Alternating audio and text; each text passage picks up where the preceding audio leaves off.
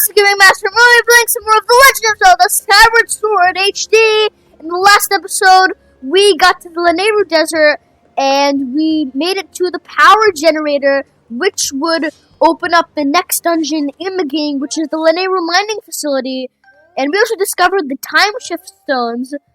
But, yeah, we still can't get to the Lanayru Mining Facility because, yeah, we need the power generator for that, but the power generator's not working. So we need to find the power nodes in order to, power up the power generator, so we are able to, make it to the Lanayru Mining Facility. We need that power generator, but first we need to use the power nodes to upgrade the, not upgrade, basically power up the power generator. But anyway, what you want to do is you want to take out a bomb. I accidentally took out my slingshot. I did not mean to do that, but you want to put your bomb here, and that's going to be right next to a crack.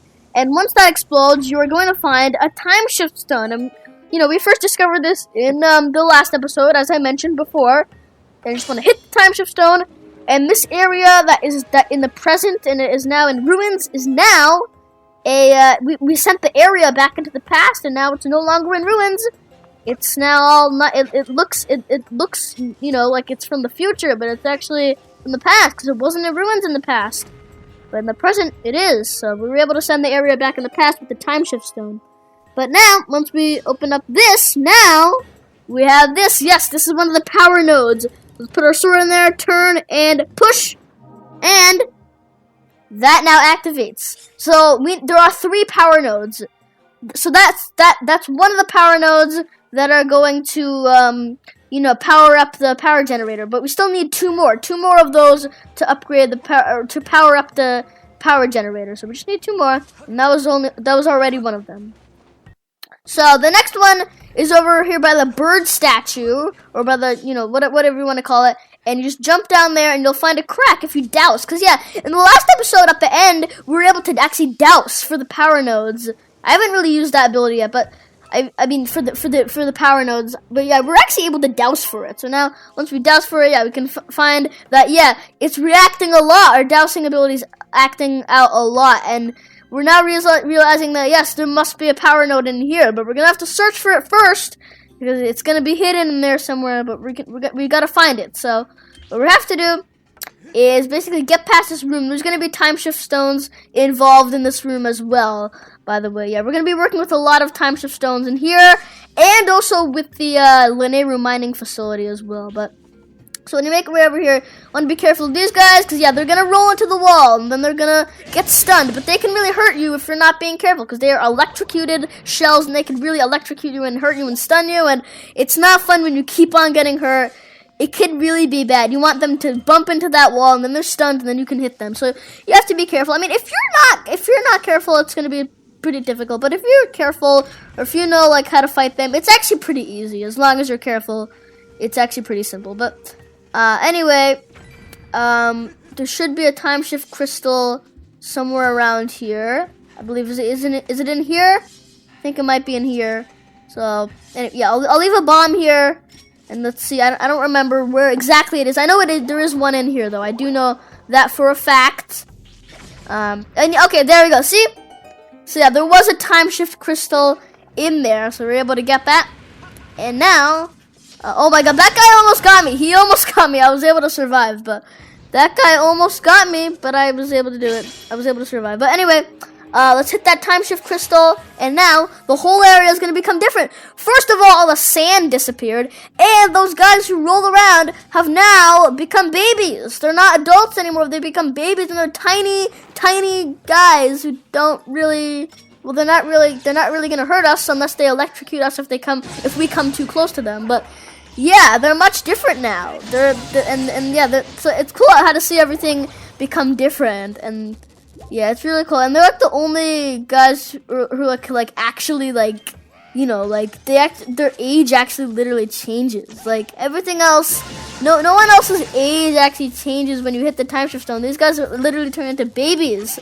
It's kind of interesting, but yeah. Anyway, so what you want to do is you want to make your way through here, and you should find a gate that is closed. But before I do anything with the gate, I want to kill this guy quickly because he's going to make things difficult for me. So I just want to kill him quickly so he doesn't interfere with what I'm about to do. So once I kill him now, what we want to do is, if we step on here, that thing below is going to open up for a slot for us to put something in. And we need electricity to put in there so then we can open up the gate that is to the left of us. So yeah, the gate's right over here, and there's a power node right over there. But what electricity source do we have? Well, there's this thing over here, this baby rolling guy, and looks like he has some electricity. Maybe he could help us. So what you want to do is you want to take out your beetle because you don't want to carry him because he could electrocute you while you're carrying him. So let's put the beetle, use the beetle because the beetle can't get electrocuted by him. Then put him right there. And yeah, see, look, I'm getting electrocuted by him. What you want to do is you want to hit him into that space over there.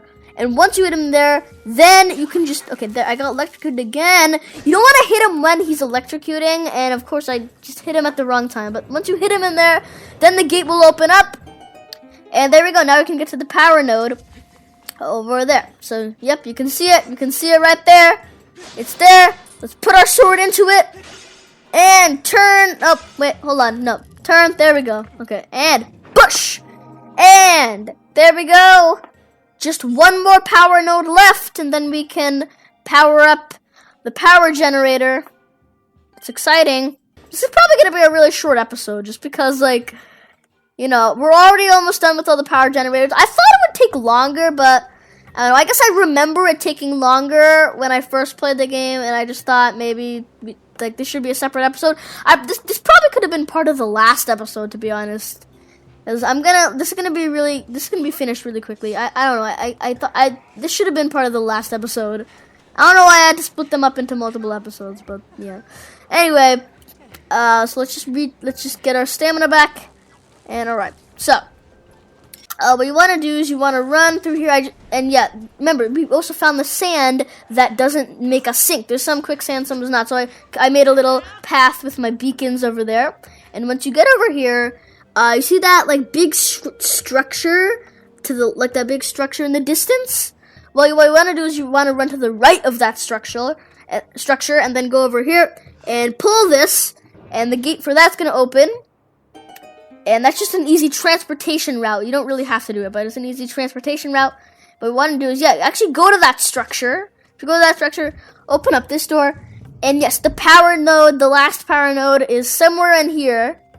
So that's going to close now, but it's somewhere in here. So we're just going to make our way through this, and we can do it. So first, we have to find the time shift stone at first, because we don't really know where it is right now. And I believe it's right in that rock. It should be in there. So let me throw it there. Okay, that landed in the sand, so it's probably not going to explode in the right place. I'm going to try again. Okay, there we go. So I put it there. I wanted to throw it because then I wouldn't be on the platform when it exploded, and I was still on the platform when I put it down. Yeah, so it exploded on me, but that's fine. It is what it is. But anyway, now what I want to do is I want to now go ahead and actually hit the time shift crystal again, because you actually don't want to hit the time shift crystal yet. I was actually just kind of showing it off, because what you want to do now is you want to kill that guy and get onto his shell, and yeah. And basically breaking that rock is pretty much just to, expose the time shift crystal. You want to make sure that the time shift crystal is exposed. You want to make sure it just breaks open, but you don't want to really hit it yet. And now, once you get onto the other side, you want to get to the other side of the sand, so now you can get up here. And yes, there is a chest here, but that's not mainly why I'm coming up here. I'm coming up for a different reason. And I'm coming here for the chest and also for that metal block to the right of us. But I want to get the chest first, since it's closest to me, and I might as well get it right now. So there we go. We got some Elden ore, but that's not really what I was, searching for. What I'm really trying to get is, this block over here. You want to push down that block. And you're probably wondering, well, why do I want to do that exactly? Well, you'll find out soon. And it's actually probably self-explanatory already. So, it's just gonna let us get up to this point, but because normally we couldn't climb up this point, but with that block, it's like a way for us to get up. So now you want to hit the time shift crystal with the beetle, and with our block that we hit, we can now get up to that high area. But now you want to take our beetle and grab this baby shell guy, and then make sure you bring him over to here, and then just drop him down there. And yeah, put him like in, that's a good spot to have him. And then yeah, see, normally we wouldn't be able to get up here, but with our block we're able to get up there. Even if I jump down the whole way, we can climb up here and then climb up here. But yeah, this block we had pushed down, so now we're able to get up here. So yeah, we're able to now, you know, get to here without having to do that whole thing with the sand and everything. We actually wouldn't be able to do this puzzle because every time we hit the time shift crystal, these baby guys turn back into shell guys, and then when you hit them back, they'll spawn in all sorts of weird areas. But yeah, now once you hit them into that place, when the gate opens up, yeah, you can finally get to the power node, and that's gonna now activate, and now the power generator should now be powered up once you hit the time shift stone right next to it, because it's not powered up, it's not able to be used, but we just have to hit the time shift stone. But okay, so now Master Link, All Flame Remote power nodes have been activated. Yeah, that's exactly what we did. Please make sure the way to the power generator in front of them. Look, yeah, okay, all right, fine, we got it. I know. That's what you told us before we got the power nodes. You don't need to tell us again. But okay, so yeah, in this chest we're gonna find a new item. Yes, this is the monster horn. Yeah, I don't believe we've gotten this item. We're just getting this for the first time. So we just got a monster horn, and here I think it's like a rupee or something. Okay, yeah, a blue rupee. So we got some rupees from there. But what we really want to do now is want to head back to the power generator now, because now we can now use it for something. So we want to put our sword in there, and then you want to tilt it to the left in like a 9 o'clock position, and then turn it all the way to the right, and then put it in like a 4 o'clock position. Think about this as a clock. So you want to move the first one to the left, like a 9 o'clock position, then to a 4 o'clock position, and then like to a 12 o'clock position. So it's 9 o'clock, 4 o'clock, 12 o'clock. That's how you want to move them. And once you do that, the Lanayru Mining Facility should now be able to be walked into. We're now able to go in there. We're now able to access it. And yeah, it's just going to rise up from the sand. There it is. It's just there. It's now there now. Now we can go. So yeah, this episode probably should have been part of the last episode. It was a pretty short episode, but it's fine. So in the next episode, we're going to take on the Lanayru Mining Facility. But for now, thanks so much for watching. If you liked the video, please press a like. If you love the video, please subscribe. So you can see more of my videos, so you get notified every time I upload a video. If you turn on notifications.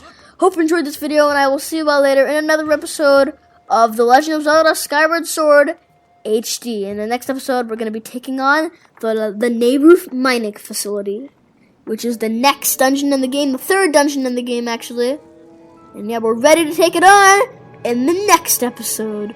And I have to say, this dungeon in the game is much better than the last dungeon. I mean, the first dungeon, the Skyview Temple, and the second dungeon, the Earth Temple, you know, they weren't that good. Earth Temple was okay, but this dungeon is much better than the other ones. It's not like my favorite dungeon in the game or even in the franchise, but it's much better than the last two dungeons that we've taken on in previous episodes or previously in the game. So yeah, anyway guys, thank you so much for watching, and come back next time for more, guys, and I can't wait for the next episode. See you on the next one. Goodbye.